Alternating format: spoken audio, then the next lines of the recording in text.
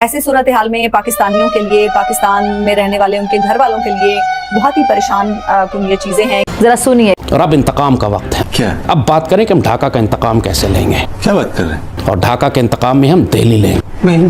کافی سارے انڈیاز مجھ سے پوچھتے ہیں کہ پاکستانی اتنے زیادہ پیچھے کیوں ہیں، دنیا کے اندر اپنا نام کیوں نہیں بنا پاتے. یہ ریزن ہے.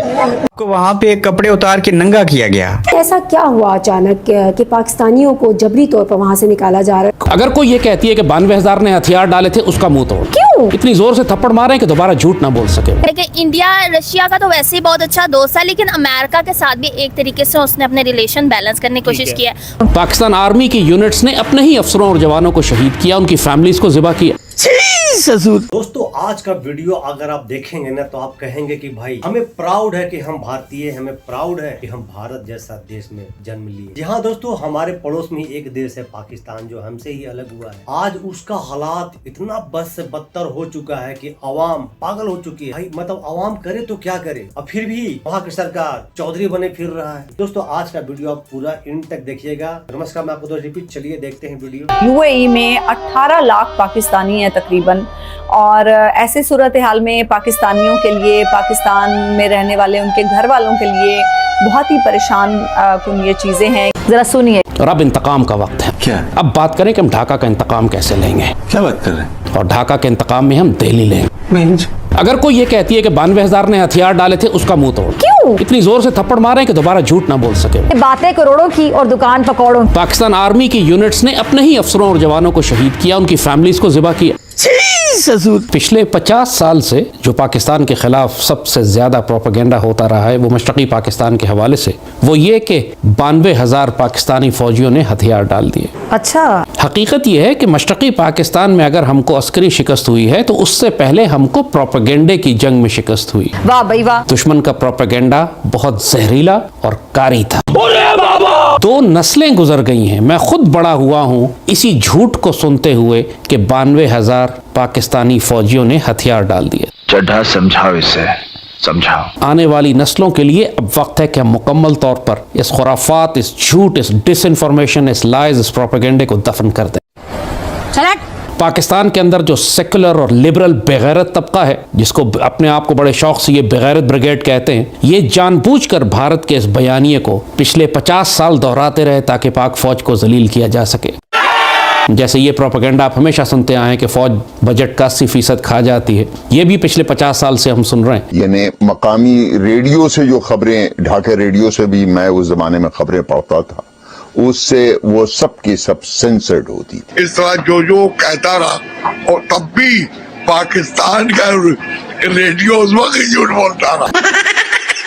جبکہ حقیقت یہ ہے کہ فوج کے حصے میں پاکستان کے نیشنل بجٹ کا صرف 6 یا 7% آتا ہے. 7 یا 8% کو 80% بنانے کا کمال جو ہے، یہی وہ جھوٹ کا کمال تھا کہ جس نے مشرقی پاکستان میں پاکستان کی فوج کی تعداد کو 3-4 گنا بڑھا کر بیان کیا کہ جنہوں نے وہاں ہتھیار ڈالے. آئیے اب دلیل کے ساتھ آپ کو یہ ثابت کرتے ہیں. 93,000 Pakistani soldiers surrendered in East Pakistan. 36,000 فوجیوں سے زیادہ ہماری تعداد نہیں رہی. مشرقی پاکستان میں ہمیشہ سے جب سے پاکستان بنا ہے ایک ہی کمانڈ تھی، ایک ہی کور رکھی جاتی تھی وہاں پر، اور ایک لیفٹیننٹ جنرل اس کو لیڈ کرتا تھا. 71 کی جنگ جب شروع ہوئی تو اس سے پہلے یہی صورتحال تھی کہ ہمارے پاس وہاں تقریباً 36,000 کے قریب فوجی تھے. اور چونکہ ڈھاکہ کا صرف ایک ایئر بیس تھا اور نیوی کی بہت چھوٹی سی گن بورڈ سی تھی خالی، تو نیوی اور ایئر فورس کے افراد کو بھی ملا لیں تو وہ 1,000-1,200 سے زیادہ نہیں بنتے تھے. لہٰذا مکمل تعداد پاکستان کی مسلح افواج کی مشرقی پاکستان میں 36-37,000 سے زیادہ نہیں تھی. بولنے دے، تکلیف ہوا ہے بیچارے کو. بول. جب 15 مارچ کو شیخ مجیب الرحمان نے ریاست سے بغاوت کا اعلان کیا تو اس وقت پاکستان، مشرقی پاکستان میں جتنی بنگالی ریجمنٹس تھیں، یعنی پاکستان آرمی کی بنگالی یونٹس تھیں، ایسٹ پاکستان رائفلز تھیں اور بہت ساری یونٹس اس طرح کی تھیں، ان کی تعداد تقریباً 24,000 کے قریب تھی. یعنی 36,000 ٹوٹل پاکستانی فوج، اس میں سے 24,000 بنگالی تھے. اور بنگالی یونٹس نے بغاوت کر دی اور پاکستان آرمی سے الگ ہو گئے اور جا کے بھارتی فوج سے مل گئے اور مکتی باہنی سے مل گئے، اپنا اسلحہ بھی ساتھ ले गए, अपने जितना साजो सामान ले जा सकते थे, एमुनिशन था वो साथ ले गए, और इन बंगाली यूनिट्स में जितने मशरकी मगरबी पाकिस्तान से ताल्लुक़ रखने वाले अफसर और जवान थे उनको बड़ी बेदर्दी से शहीद कर दिया गया। खुद बहुत ही तकलीफ दे हमारी तारीख का ये कि पाकिस्तान आर्मी की यूनिट्स में बगावत हुई, पाकिस्तान आर्मी की यूनिट्स ने अपने ही अफसरों और जवानों को शहीद किया, उनकी फैमिलीज को ज़िबा किया, और जो दर्दनाक वाक़यात हैं। आप समझते हैं कि हमारे मुसलमान सिपाहियों ने वाकई बांग्लादेशी औरतों का मैसिव रेप किया? समझता नहीं, मुझे पता है कि मैसिव रेप किया।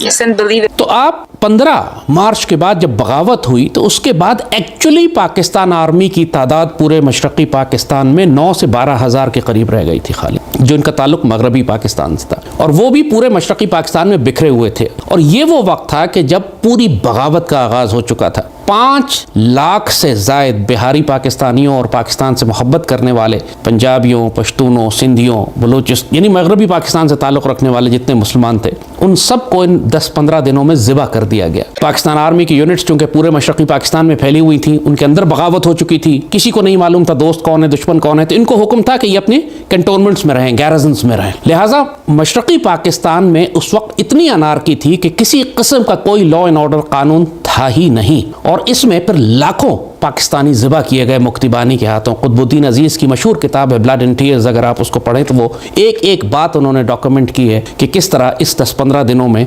पाकिस्तान आर्मी महसूर हो गई थी अपने, क्योंकि छोटे छोटे ग्रुप्स थे, कहीं 100, 50, 150, एक कंपनी थी, 2 कंपनियां थी, उनको महदूद कर दिया गया था, और अनारकी थी पूरे मशरकी पाकिस्तान में। मैं 2 साल वहाँ रहा हूँ, 67 to 69।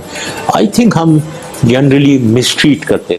यार बंगालियों को कोई भी अच्छा नहीं समझता था। जब बंगाली बगावत कर रही थी बंगाली यूनिट, तो वो अपना असला भी साथ लेके जाती। तो किसी सूरत में भी, यानी मार्च के आखिर में जब ऑपरेशन सर्चलाइट शुरू हुआ, कि जब मुक्तिबानी के खिलाफ कार्रवाइयाँ शुरू हुई, क्योंकि जब मगरबी पाकिस्तान से कुमक आ गई, तब आर्मी ने अपने कंटोनमेंट से निकलकर ऑपरेशन शुरू किया, और अगले 8-9 महीने तक मुक्तिबानी पर काबू पा लिया गया था पूरे मशरकी पाकिस्तान में।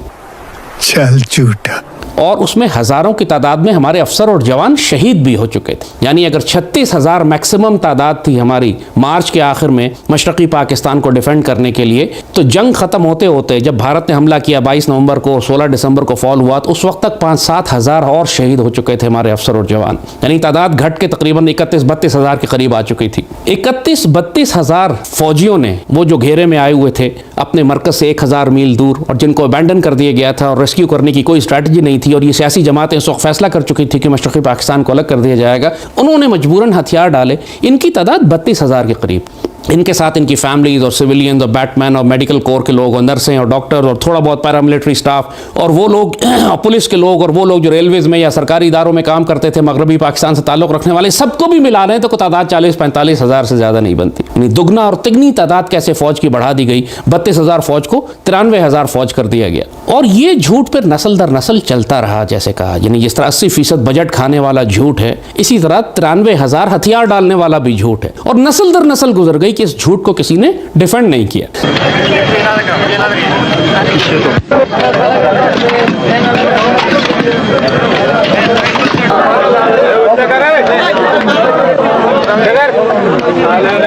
ज्यादा अफसोस और हैरानी मुझे ISPR पे हो, क्योंकि उसका इदारा फौज का बना हुआ है, उसका काम है ये फौज की इज्जत की हिफाजत करना। ISPR ने क्यों नहीं डिफेंड किया इसको? से पेपर दिया कैसे पेपर हुआ आपका? चिटिंग में बहुत अच्छा हुआ, सारी चिटिंग हुई है जी, बहुत मजा आया, बहुत पेपर बहुत अच्छा हुआ है। लेकिन ये पाकिस्तान में जो नकल के चिटिंग है, ये निजाम चल रहा है ना, इसको खत्म करना चाहिए, क्योंकि इससे बहुत जो है ना माहौल खराब हो गया है अभी तक। 100% चिटिंग हो रही है, 100%, 110%। क्या काफी सारे इंडियंस मुझसे पूछते हैं कि पाकिस्तानी इतने ज्यादा पीछे क्यों है, दुनिया के अंदर अपना नाम क्यों नहीं बना पाते? ये रीजन है।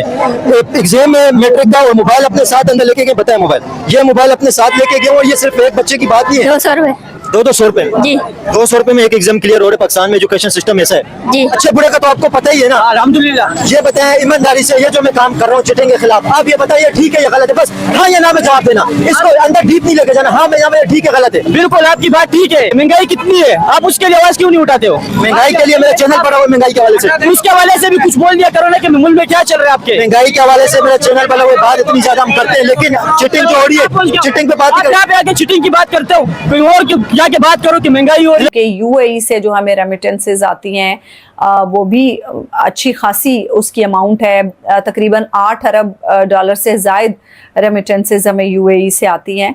تو جس طرح کا UAE کا ہم بیہیویئر دیکھ رہے ہیں، خاص طور پر جب سے پاکستان نے پیس ٹاکس میں میڈیشن کی ہے، تو اس کے بعد UAE نے اپنے جو $3.5 بلین کا ان کا قرض تھا وہ ہم سے واپس مانگ لیے، وہ پیسے بھی، خیر وہ تو ایک معمول کا لین دین تھا، لیکن ایسے وقت میں پیسے مانگنا اسے اسی چیز سے تعبیر کیا جا رہا تھا کہ UAE نے یہ پسند نہیں کیا کہ پاکستان میڈیٹر کا کردار ادا کرے، پاکستان سعودی عرب کے ساتھ مل کر اور ایران کے ساتھ مل کر اس معاملے کو سلجھانے کی کوشش کرے. تو یہ صورتحال پاکستانیوں کے لیے یقیناً پریشان کن ہے. تو صورتحال بڑی مشکل ہو گئی ہے UAE میں رہنے والوں کے لیے، اور پاکستانیوں کے حوالے سے خاص طور پر ٹینشن یوں ہوتی ہے کہ اگر ان پاکستانیوں کو کوئی مشکل پیش آتی ہے تو پھر یہاں پاکستان میں جو رہنے والے ان کے گھر والے ہیں انہیں بھی مشکل پیش آتی ہے، اور پھر ریمیٹنسز کی شکل میں جو پاکستان کو ایک سرمایہ ملتا ہے اس میں بھی خلل آتا ہے، اس میں بھی رکاوٹ آتی ہے. تو یہ تعلقات جو ہیں یہ تب سے ہیں جب سے پارٹیشن ہوئی تھی 1947 میں، اور پاکستان نے چوز کیا تھا US کے ساتھ جانے کو، اور انڈیا نے چوز کیا تھا رشین کیمپ میں جانے کو. تو اس وقت دونوں طاقتوں نے اپنے پولز جو ہیں وہ سلیکٹ کر لیے تھے، اور اس وقت سے انڈیا باقاعدہ ایک ملٹری پارٹنر تھا 1991 تک، جب تک USSR تھا، اور جب رشیا ٹوٹا اس کے بعد پھر ان کے ایگریمنٹس جو وہ رینیو ہوتے گئے. بالکل یہی بات ہے کہ انڈیا رشیا کا تو ویسے ہی بہت اچھا دوست ہے، لیکن امریکہ کے ساتھ بھی ایک طریقے سے اس نے اپنے ریلیشن بیلنس کرنے کی کوشش کی ہے. اس کے بعد ہم نے یہ پیکٹ کی بات کی. یہ پیکٹ پہلے جو ہے 2025 میں ہوا تھا، اور جو اب امپلیمنٹ ہے وہ جنوری میں ہو چکا ہے. وہاں پہ کپڑے اتار کے ننگا کیا گیا. آپ صبر رکھیے، آپ زندہ ہیں، صحت مند ہیں، کام کر سکتے ہیں، ساری چیزیں ہوں گی، آپ اتنے دل برداشتہ نہ ہوں. ایسا کیا ہوا اچانک کہ پاکستانیوں کو جبری طور پر وہاں سے نکالا جا رہا ہے؟ کون سا نام جو ہے وہ حسن ہے، کون سا حسین ہے، کس کا نام علی ہے، کس کا نام عباس ہے، اٹھاؤ اور ان کو جیلوں میں ڈالو، ان پہ تشدد کرو، اور یہ سب کچھ ہوا ہے UAE میں. میں ایسے 3000 بندے کو جانتا ہوں. کتنے؟ 3000 جو اس ٹائم جس کی میرے پاس لسٹ بھی ہے. اگر حکومت پاکستان اس کے اوپر کوئی کمیٹی بنا چاہے، کہ ظاہر ہے کہ یہ پاکستانی ہیں جن کے تقریباً 3 دہائیاں وہاں پر گزاری ہیں، جنہوں نے اپنی کہتے ہیں نا ترقی میں کلیدی کردار ادا کیا ہے. ورنہ کیا تھی ایمریٹس، کیا تھی دبئی ایئر لائن، کیا تھی اتحاد ایئر لائن؟ یہ ایئر لائنز ہم اٹھانے والے. دبئی کو جو آج چمکتا دمکتا دبئی ہے، اس کو پاکستانیوں کا خون اور ان کی پسینہ شامل ہے. اب آپ دیکھیے وہاں کے عوام اپنا سنیم کھو چکا ہے. ایک کیوں ہو رہا ہے بھائی؟ لوگ بحال ہو چکا ہے، مطلب لوگوں کا جو سنیم ہے نا ٹوٹ چکا ہے، صبر کا باندھ ٹوٹ چکا ہے، لوگ پریشان ہو چکا ہے ہر ایک چیز سے. تو یہ ہوگا اگر یہ حالات انڈیا میں بھی اگر ہوتا، یہاں کے بھی لوگ کا سب کا بندھن ٹوٹتا ہے، یہاں کے لوگ بھی گورنمنٹ کو گالی دیتا ہے، بالکل دیتا، ہم بھی دیتے. لیکن ایک چیز تو ہے بھائی کہ جو پچھلا کچھ مہینوں میں جو کرائسس ہر دیش میں ہوا ہے وہ انڈیا میں بھی نہیں ہوا ہے. تو دوستو آپ کا کیا اوپینین ہے، کیا رائے ہے؟ پارٹی پالیٹکس سے ہٹ کر ضرور کمنٹ کریں، بتائیں ضرور. اور آپ میرے چینل پہ اگر نئے ہیں، میرے ویڈیو میرا کام آپ کو پسند آ رہا ہو تو پلیز سبسکرائب ضرور کیجیے. دوستو کافی دنوں سے تھوڑا سا نا جو نیا ہمارے ویور آ رہے ہیں اور سبسکرائب نہیں کر رہے ہیں، تھوڑا سا لائک کیا کیجیے، تھوڑا کمنٹ کیا کیجیے، تاکہ میرا بھی منول تھوڑا بڑھے اور آپ لوگوں کے لیے اور اچھا ویڈیو لے کر کے آؤں. دوستو ملتے ہیں پھر سے ایک نیو ریئیکشن ویڈیو میں. تب تک کے لیے نمسکار، رام رام، جے ہند.